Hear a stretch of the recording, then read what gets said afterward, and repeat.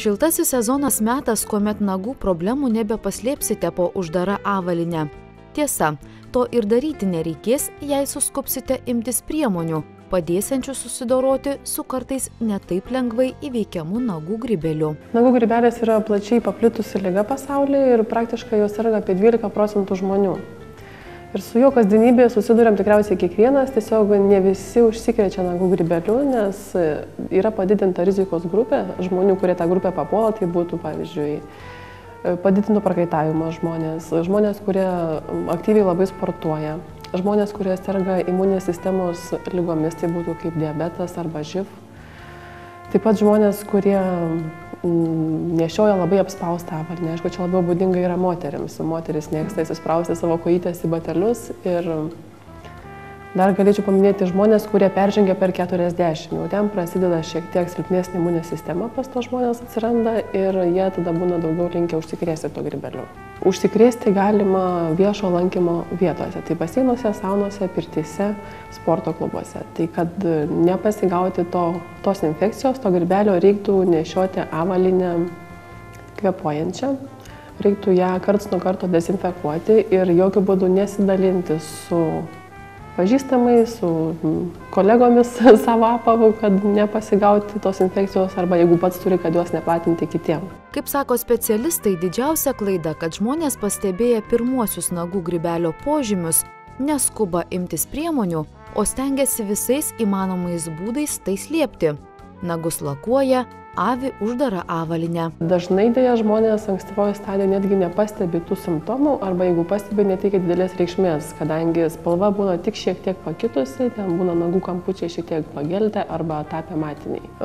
Vidutinė stadija tada, kai nagas jau būna tamsios spalvos, sakykime, nuo geltonos iki rusvos, nagas būna pastorėjęs, kartais netgi pradeda plėskanoti, atsiranda dilgčiojimas naguose.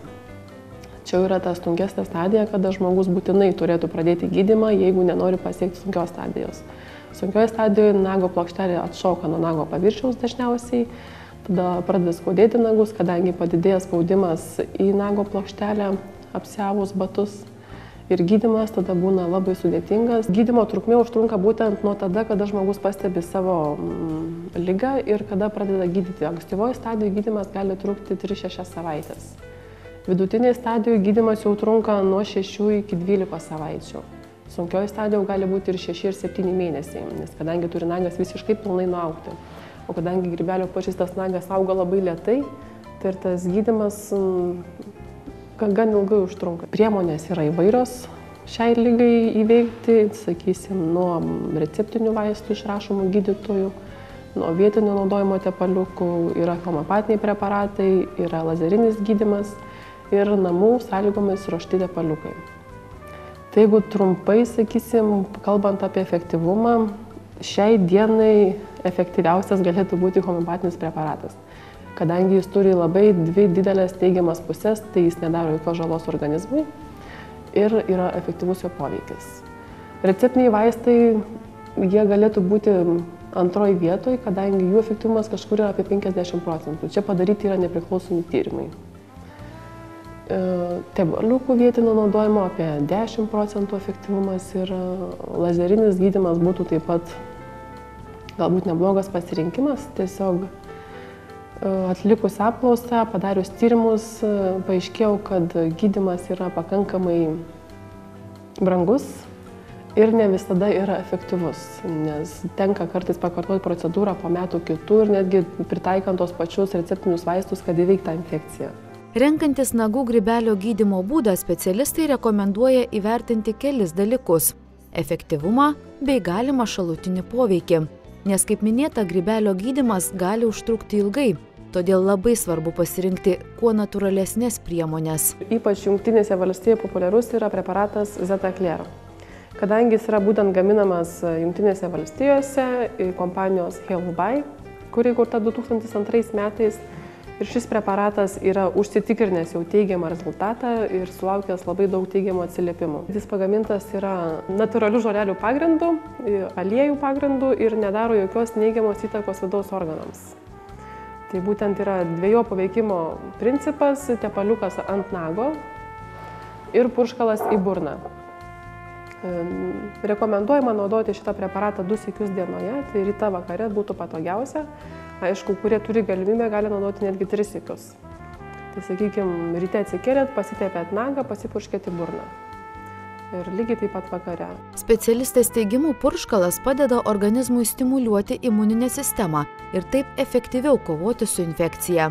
Tepaliuko ir purškiamojo skysčio kombinacija itin veiksmingas gydymo būdas, nesukeliantis šalutinio poveikio. Kurie jau gydymą pradeda, būtinai reikia prižiūrėti kojas, laikyti jas sausai, dažnai plauti, sakykime, kurie yra linkę smarkiai prakaituoti, netgi rekomenduojam turėti antrą porą kojinių dienos eigoje, kad galėtų pasikeisti.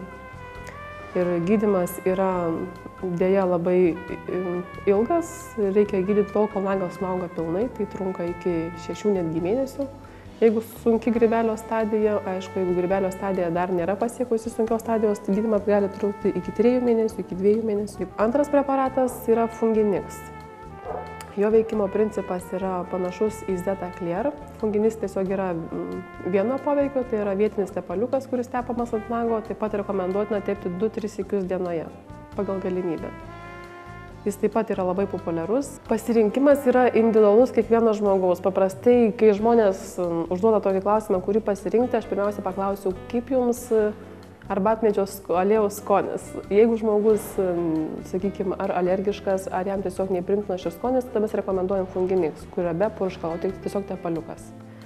Bet populiaresnis yra bet kokiu atveju Zetaclear būtent dėl dvigubo poveikio. Šių preparatų efektyvumą įrodo ne tik amerikietiška kokybė, bet ir konkretūs pavyzdžiai. Šis preparatas yra, kaip ir turi didžiausią rodiklį teigiamo poveikio, tai yra 84%. Žmonių, kurie naudojo, išsigydė pilnai ir netgi tie, kurie susirgo sunkia grybelio stadija. Šitas yra taip pat žinomas, populiarus, tai tiesiog jeigu jau taip matuojant procentais, tai šito veikimas yra 81%. Bet irgi yra labai didelis ir labai aukštas procentas lyginant su kitais preparatais, nes kaip minėjau prieš tai, receptiniai vaistai tik tais apie 50% išgydo žmonių. Įsigyti šių priemonių galima net neišėjus iš namų.